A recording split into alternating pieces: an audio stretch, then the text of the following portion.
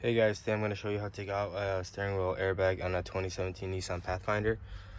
So over here, if you look at the side of the steering wheel, you have a cap there, and you have another one on this side as well. So all you have to do is pretty simple. Just pop that cap off, and if you look in there, there's a 10 mil. Then I just unscrew that, and then same thing on the other side.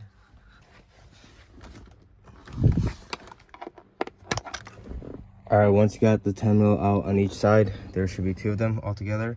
Just go ahead and pull the airbag out. And then on the back, you'll see where the airbag wires plug in.